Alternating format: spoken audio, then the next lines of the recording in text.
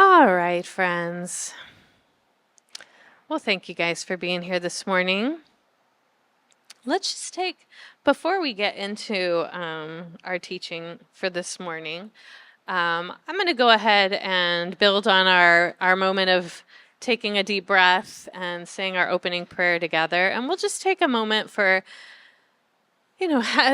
building on our conversation a couple weeks ago about noticing our bodies. I just thought it would be nice to have a little moment of grounding, to be able to kind of notice what's going on in our bodies, to attend to that, to welcome that. And so I invite you in that to go ahead and take another deep breath. If you want to close your eyes, you can. If you want to soften your gaze, whatever's comfortable. And we're just going to take a moment to kind of do a quick scan of our physical beings from head to toe. Notice any places of tension. Notice where there may be sensations that are unpleasant. Show some curiosity around what those might be. If you need to stretch in some way, feel free to bring a little more ease to whatever is feeling uncomfortable.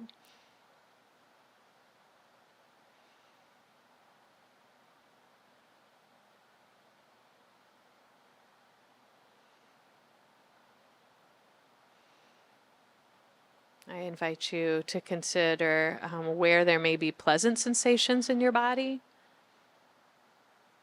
Is there anything you want to do to try to amplify that?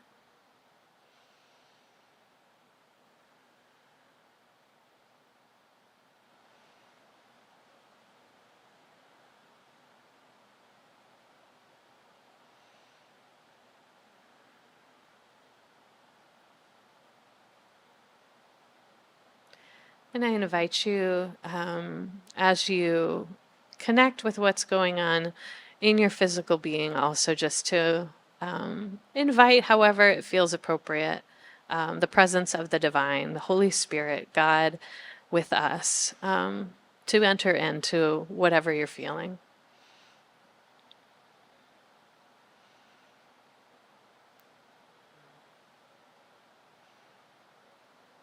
We welcome you, God. Amen. As we do that, I'm noticing the sound of the fans. How are those for you all? Do we feel like we need them right now? I know like a couple weeks ago it was really hot in here. It's not as hot today, but if you feel like you would be helped by keeping them on, I'm happy to do that. If we feel like it's a little more, yeah, okay. We'll go ahead and cut the fans. Sometimes when we get in here in the mornings, it's pretty toasty, so it's nice to run them, but I think we can go without for now. Thank you so much, John.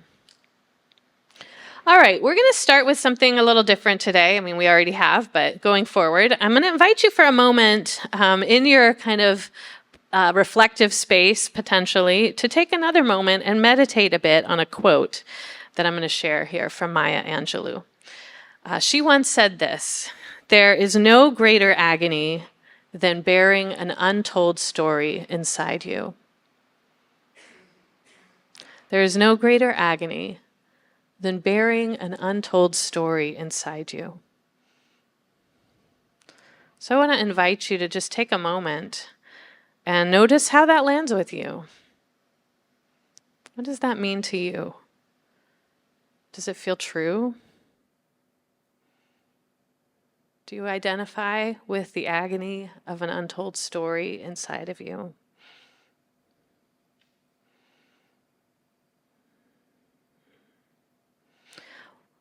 Well, this morning we're continuing our series I'm calling Hurt to Whole.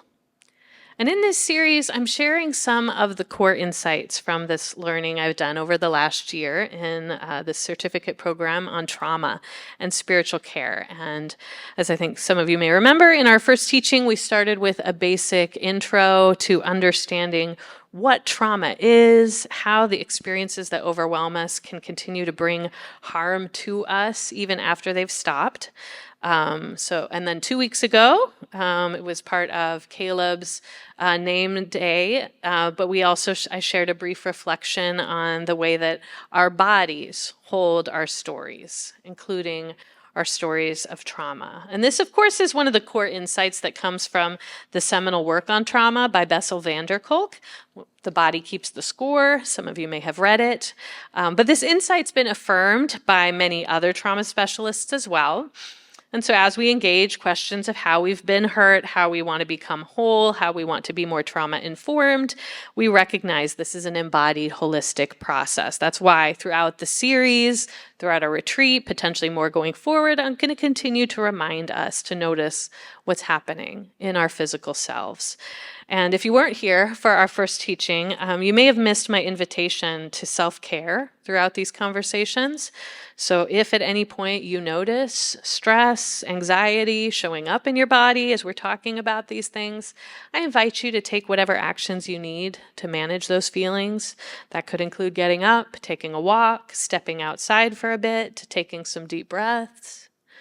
It could include helping yourself to some of the items. We have the self-care corner of the table over there, where there are some soft blankets that could be soothing. There are fidget items. Some people find those helpful when they're in distress. Coloring, whatever you need to do to honor the stories that are within your body and may at times make themselves known, I want to invite you to do.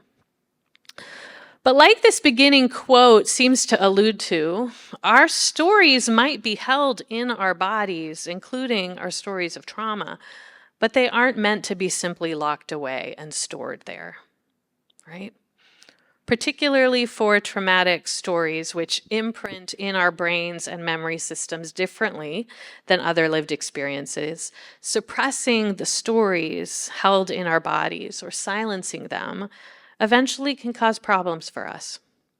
For us to not be paralyzed by the overwhelming traumatic parts of our life stories, we need to find a way for them to move through us. They need to be released.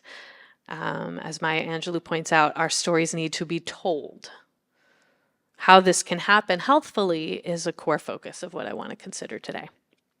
So in considering the process of how traumatized folks move from hurt to whole, most experts point to a few important steps. So Dr. Judith Herman is another author of another landmark work on trauma called Trauma and Recovery. And she describes the steps this way. Recovery unfolds in 3 stages. The central task of the first stage is the establishment of safety. The central task of the second stage is remembrance and mourning. And the central task of the third stage is reconnection with ordinary life.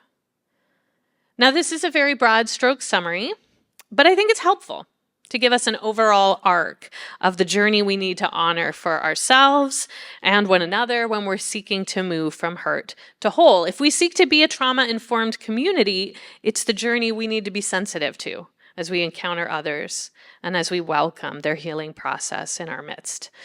So remember, in my first teaching, I shared about a core component of what it means to become, quote unquote, trauma-informed. I shared that it includes changing our responses to folks we encounter, particularly when we perceive behavior that we find challenging.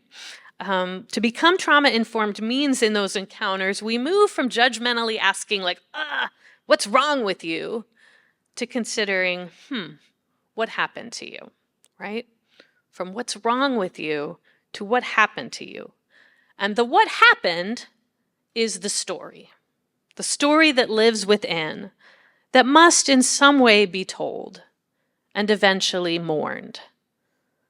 But the telling can only happen within the context of deep relational safety. So the first step in recovery is establishing safe, caring relationships where the story of hurt can eventually come forward. So what role can a community like Haven play in that work? Well, first, I just want to name, I don't believe church is the only answer to this question. I'm a huge fan of good therapy. I've seen it bear a lot of fruit in my own life and in the lives of others I'm close to. For some areas of trauma, I do want to name a safe therapeutic relationship to tell the story may be really important. But most experts in this area believe that even for those who are in a good therapy relationship, having a network, a safe relational network in which we can be held, and as we feel led, we can tell our stories, and those stories can be witnessed and received, and people hang with us through them. That is really, really helpful in the healing process. So we might not, as Haven Community, be the first witnesses of someone's story. We might not be the only witnesses, but we can have an important role to play in creating space for stories to come forward and be released in ways that can help move folks from hurt to whole. Particularly, I believe our identity as a Jesus-centered spiritual community actually might give us a unique legacy to work with in this healing work. So as this program I participated in this year highlighted for me in a way that I don't think anyone even framed this in seminary for me, and I found it really helpful, was inviting me to consider how the Christian faith itself is a post-traumatic faith. How the Christian faith itself is a post-traumatic faith. The earliest version of the church was a community of people who had experienced together an act of intense traumatic violence. Right? They had witnessed their powerful, charismatic leader be arrested by a group of their peers. They had seen him turned over to their violent occupiers, the Roman army, who tortured and brutalized him, eventually executing him in a death that was meant to shame him and terrorize his followers. Many of the closest followers who had walked away from their livelihoods, right? Their trades, their families, to travel the countryside with him because they were drawn to him. They trusted him. They believed in this transformation he might bring to their communities. They did all of this only to have their hopes and dreams, not to mention their mentor and friend, crushed before them. If that's not trauma, I don't know what is. And I think we maybe minimize that by skipping to the Easter part, right? But even after Jesus' followers spoke of him reappearing, none of them would ever experience him in the same way. Even the resurrection couldn't erase the real impact of the violence that these closest followers of Jesus would have had stored in their bodies. And this to me seems like a profound lens to consider the origins of our faith through. Perhaps it's in our very DNA. Our spiritual tradition had in its makeup a call to create safety in the wake of violence through collective connection and storytelling. Like I think about those earliest gatherings, some of which our sacred texts describe, how after Jesus' death, his friends are regularly gathered together. I imagine them sitting around a table, breaking bread with their closest safe companions, telling the story over and over again of what they saw, what they knew, what they felt. And in those settings, our tradition tells us, as they did that, strange, miraculous things began to happen. A couple of days after the most traumatic moments, some of their female friends appeared to speak of an empty tomb and an encounter with an angel or a risen Jesus himself. In their communal midst, he shockingly appears, though the door is locked, more than once. He eats with them. He offers to let them touch his wounds with their own trembling hands. And weeks later, as they gather again at the Pentecost holiday, sharing space and this common trauma experience together, they are transformed by a Holy Spirit that fills the room with power, bringing with it a new capacity to communicate, to give language to their stories of both trauma and resilience that others can absorb and share in. Through this lens, Our Gospels actually are all post-traumatic documents. They're stories, first shared orally in small groups, like I've described, breaking bread together in homes on Sundays, and eventually written down by a spirit-filled community who's trying to make meaning of their originating trauma experience.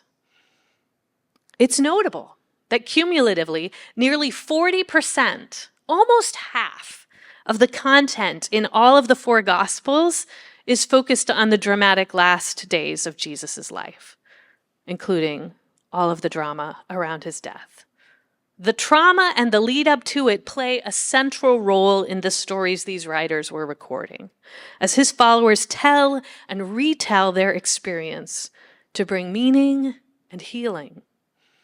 I think considering this brings just another helpful interpretive lens, another hermeneutic that we can read these stories through. And as we seek to build trauma-informed community, I think attending to this lens might open up new insights on how recovery can happen and perhaps how the divine that these texts describe might actually participate in that process with us. So with this in mind, I'm going to invite us to consider together this morning one particular story that appears in the Gospels. And it takes place after the trauma of Jesus' death. And I want to take some time to consider it through this post-traumatic lens I'm describing. Specifically, we're going to look at a story from the Gospel of John. And as John has told the story, Jesus has already started to appear, has risen, has started to appear to his followers in strange ways. And then John closes his gospel with this story, which we find in chapter 21. Picking it up at the first verse. After this, Jesus revealed himself again to the disciples by the Sea of Tiberias. Now this is how he did so. Simon Peter, Thomas, called Didymus, Nathanael, who was from Cana in Galilee, the sons of Zebedee, and two other disciples of his were together. And Simon Peter told them, "I'm going fishing." "We will go with you," they replied. They went out and got into the boat, but that night they caught nothing. And when it was already very early morning, Jesus stood on the beach, but the disciples did not know that it was Jesus. So Jesus said to them, "Children, you don't have any fish, do you?" And they replied, "No." And he told them, "Throw your net on the right side of the boat, and you will find some." So they threw the net and were not able to pull it in because of the large number of fish. Then the disciple whom Jesus loved said to Peter, "It's the Lord." So Simon Peter, when he heard that it was the Lord, tucked in his outer garment, for he had nothing on underneath it, and plunged into the sea. Meanwhile, the other disciples came with the boat, dragging the net full of fish, for they were not far from land, only about 100 yards. All right, so before we read more of the story, I just want to make a few observations of what we've seen so far. In the wake of this trauma I've been describing, Jesus' closest friends, they return to what's familiar, right? Peter wants to go fishing.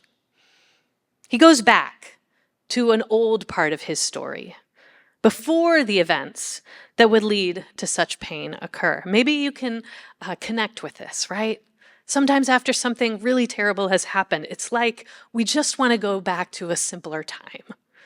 I can imagine that's what Peter's feeling. He wants to return to a simpler time in life when he felt some semblance of control. It was him, the water, the nets, and the fish. He knew how to do that. He knew what to expect. And his friends, some of whom have also been fishermen, they follow him. Maybe they too long to return to their life before that strange rabbi showed up at a lake and invited them to follow him. Maybe they know their friend Peter shouldn't probably be alone right now. Either way, they join him for an evening fish, but frustratingly, their nets come up empty. And then strangely, as the dawn breaks, a mysterious visitor waves to them from the shore. The mystery of his identity plays out in many of these post-resurrection stories in a similar way, when people who knew Jesus well, who loved him, who trusted him, who spent a lot of time with him, don't recognize him, perhaps blinded by their experiences of trauma, They don't see that it's Jesus present with them until something happens. He speaks their name. He breaks the bread. Here, it's until the nets are drawn from the sea. It's a miraculous moment that may have happened once before. John's gospel shares this miracle here. Luke, in his story, shares a similar account, but he places the miraculous catch of fish back at the beginning of Jesus' connection to these men.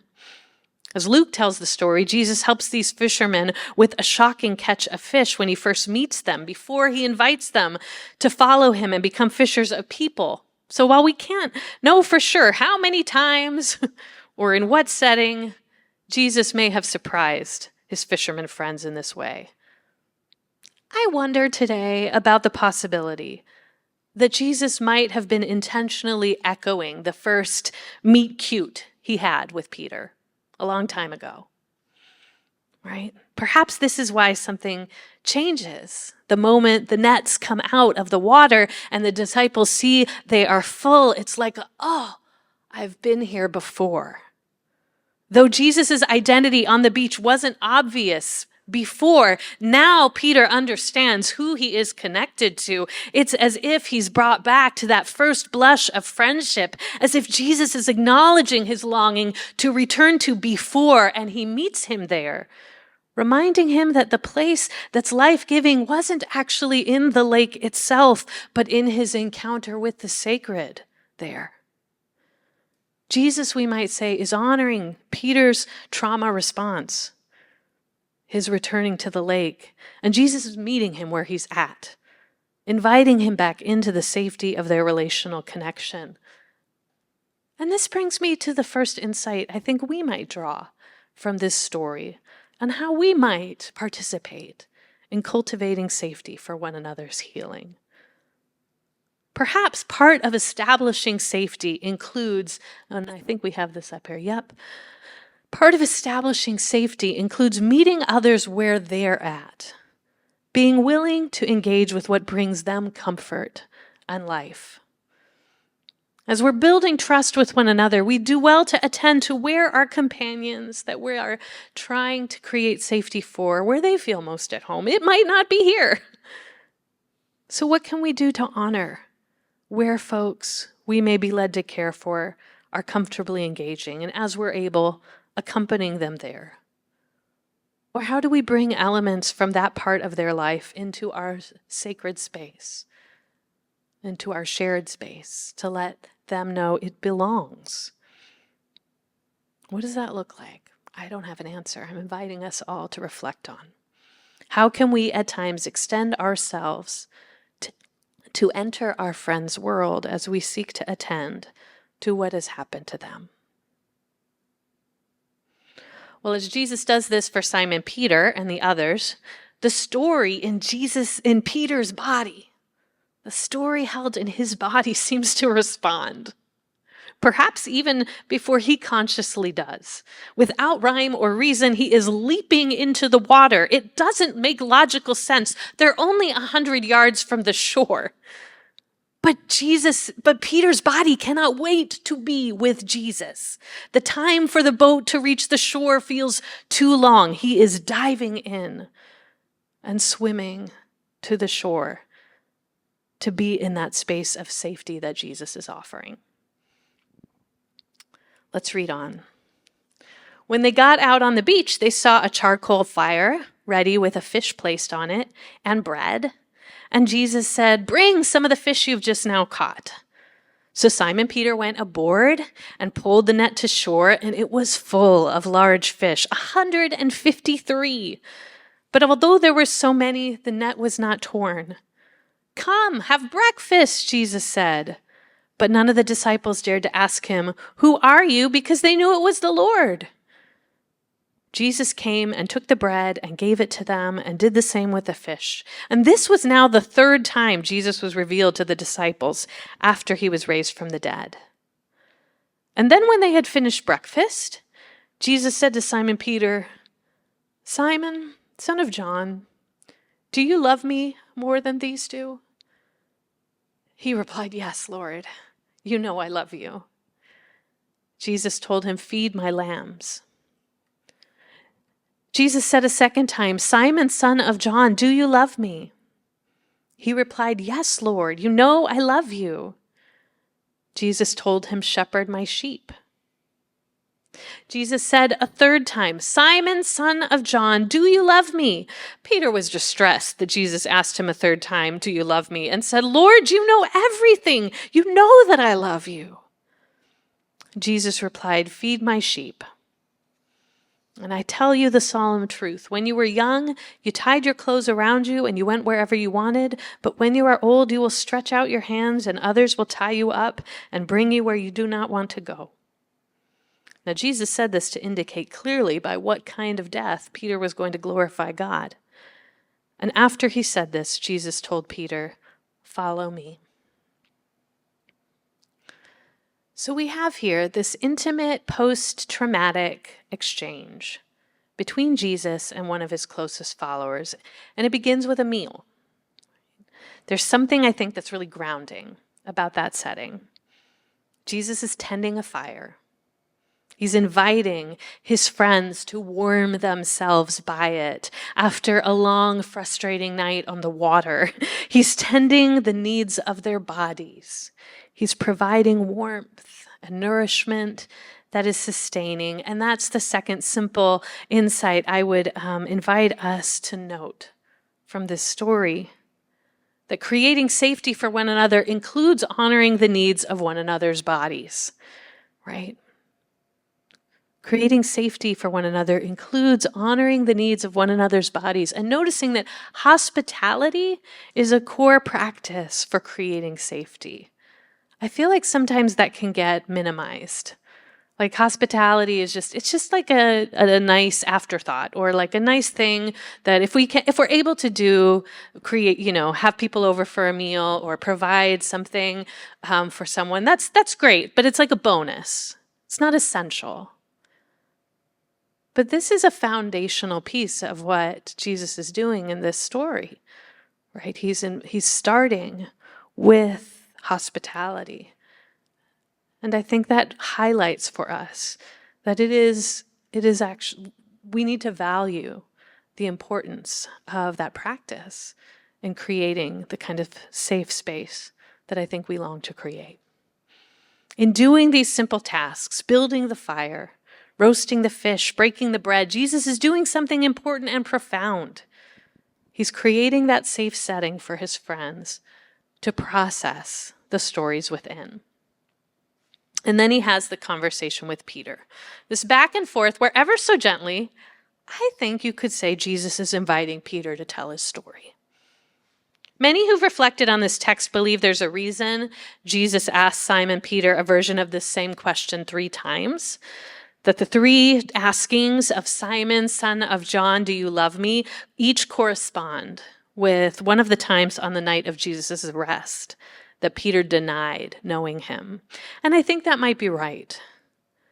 But I don't think Jesus is asking 3 times to Peter to admonish him, to punish him in some way. I think he's giving an opportunity to Peter to put together his story and speak some of his truth. Because a core part of Peter's trauma is not just that he saw Jesus arrested, beaten, tortured, killed, but that he did nothing to stop the violence. That's unique to Peter's sense of trauma. In fact, he took actions to distance himself from Jesus for his own safety.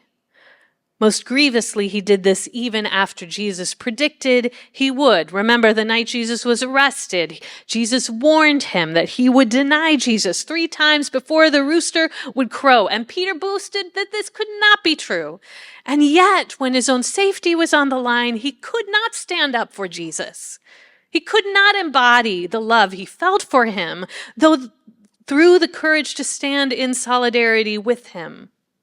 He did not follow Jesus' teaching that no one has greater love than this, than one would lay down his life for his friends. When Peter was given that chance, he did not follow through. And now part of Peter's trauma story is his shame. He feels his own failure at loving Jesus well.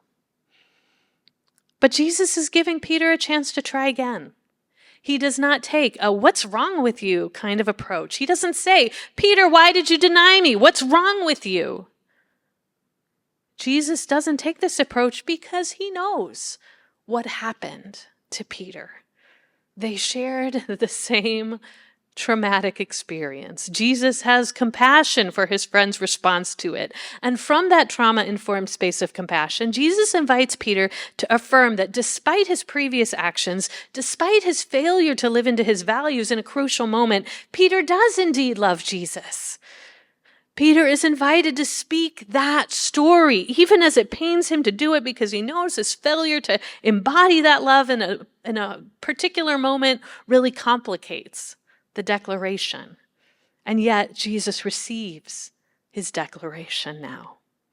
Jesus gives Simon Peter the space he needs to tell the story that's on his heart to tell. He may have failed to show it that terrible night, but yes, Peter does love Jesus. He loved him then. He loves him still. This is the story that needs to be spoken by Peter and received by another so it can get out of Peter's body and move through him.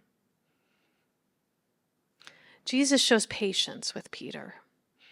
He lets him tell this part of his story 3 times, once and again until it has moved through him. And this is the third thing I want us to note. In the same way, when we are entrusted with another's story, we too can show sensitivity and patience in the witnessing, understanding that the process of storytelling may take time and repetition. I was just chatting with someone earlier this morning about this concept, and they said to me, I have done that, and it has sometimes taken me years to do it again and again before I really felt free. I'm like, oh, that speaks to the point I was going to make. So just reiterating this truth, it is not a one and done, right? Sometimes we may share a part of our story and then we go through the whole sharer's remorse. Was I really ready to do that? Was it really the right person? Which is, again, where establishing safety is so important. And sometimes we might recognize that the first time was like a starter, and then we say it again, and we feel the reality of being held in it. We notice that the people we entrusted our stories with don't leave, that they're here for it, that they're here for it again, and if we need to, they're here for it again. That it's a journey. It's not a one and done. Well, by the third time in our story, speaking the truth does seem to bring a freedom that Simon Peter needs. And as he does this with Jesus, it's also opening up new possibilities for Peter that his trauma had closed to him. Notice each time Peter declares his love for Jesus, Jesus responds back to him. He says something like, "Feed my sheep, shepherd my sheep." These are invitations to leadership.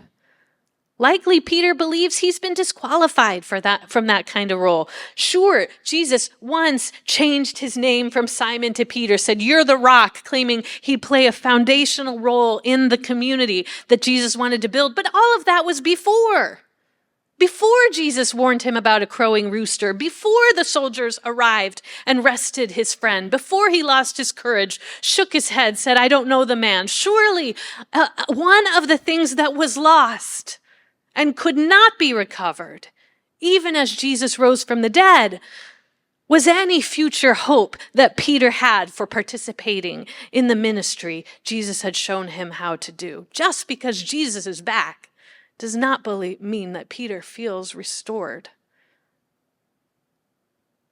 He may feel forever disqualified. And yet here is Jesus offering another way forward. Jesus, knowing what had happened that night, knowing Peter hadn't lived into the love he'd professed, but is giving him a chance to write another story. And in this story, Peter does live into love of Jesus. How? By serving the community he had gathered. Peter is invited to feed the sheep. The back and forth between them reminds me a bit of how trauma experts describe the process of storytelling can bring healing and freedom for the trauma survivor, beyond just getting it out. So in her book, Trauma and Grace, Serene Jones describes the process this way. I'm going to share a bit of a longer excerpt here. She says, first, the person or persons who've experienced trauma need to be able to tell their story. The event needs to be spoken, pulled out of the shadows of the mind into the light of day. So we've already named that. Second, there needs to be someone to witness this testimony, a third-party presence that not only creates the safe space for speaking, but also receives the words when they are finally spoken. We understand that. And then third, the testifier and witness, and we are both, must begin the process of telling a new, different story together. We must begin to pave a new road through the brain. This third requirement for recovery is an extremely tricky business, she says. It doesn't mean forgetting the past.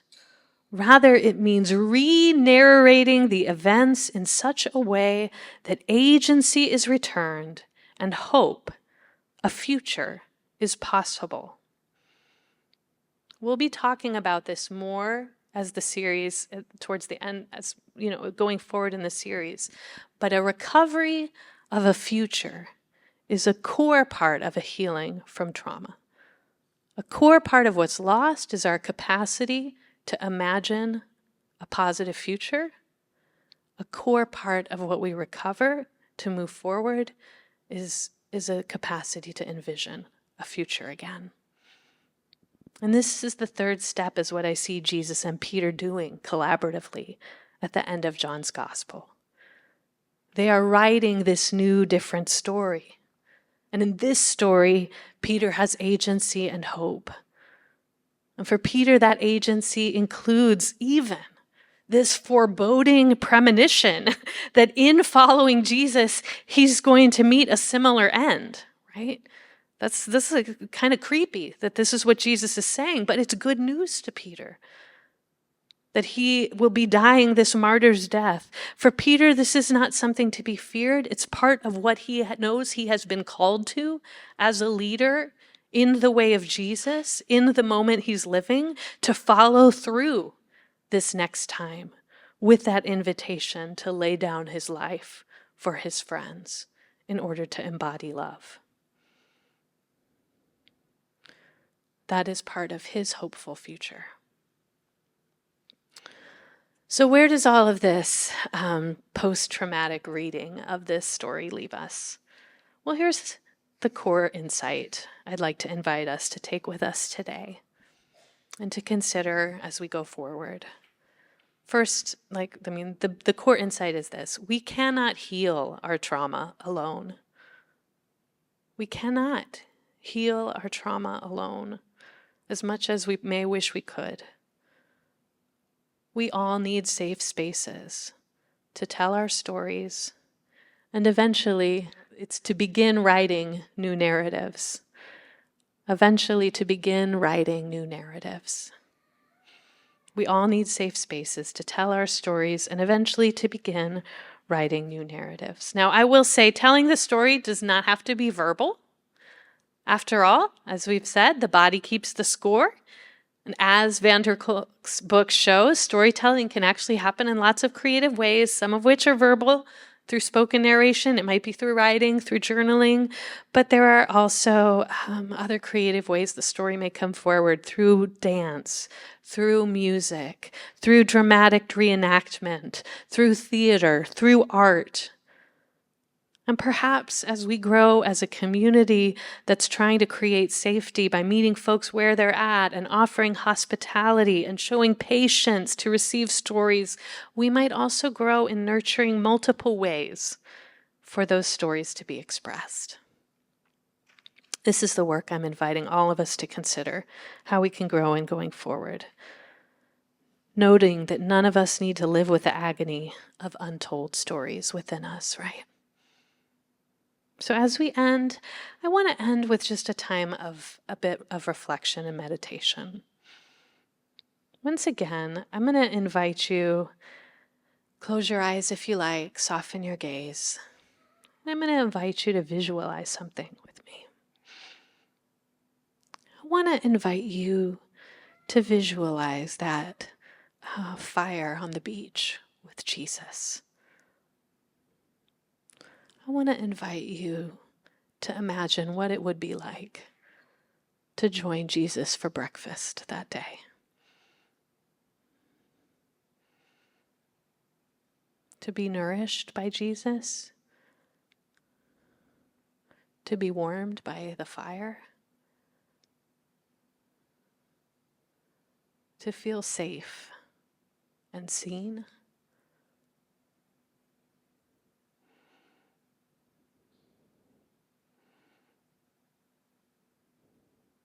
I want to invite you to consider what stories come forward in that place of safety.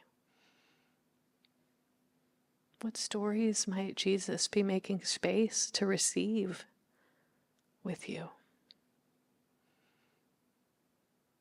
Is there something untold that feels agonizing inside? How might that breakfast with Jesus relieve that agony?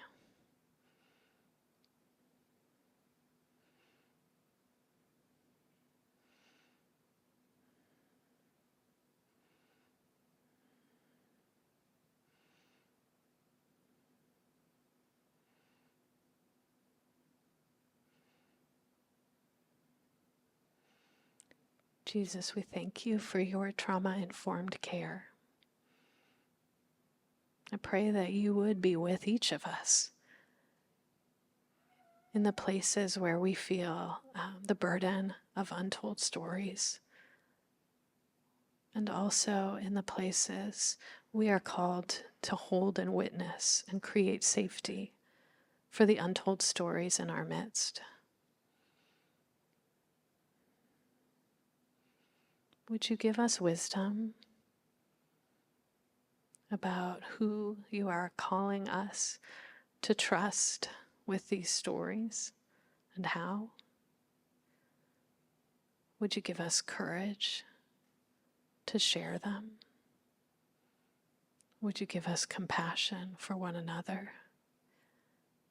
And would you help us grow in our haven value of creating safety, that we could be a space that can hold and be a part of moving towards healing?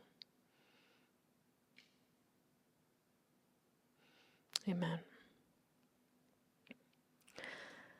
All right, friends, we're going to transition to our discussion. I've got a few prompts here. And you can share whichever. Some of this is more reflective, so so just, all of these are things to think about. But talk about what you feel safe to talk about. What makes you feel safe? What do you need from others to feel that? How can you name that need? Is that something you are able to do? What would that look like to be able to name it? What do you think you have that brings safety for others? Or what would it look like to bring that? And then this is the one that might be a bit more for your own reflection, kind of as we were just reflecting on stories you have to share. But if you feel comfortable naming, you're aware of what they are, or feel free to share that. And also, how do you think about holding with care the stories of others? So, or whatever else has come up for you from the teaching, of course, feel free to share. All right, so we'll do 10 minutes in groups of 4 to 6, and then we'll come back for worship.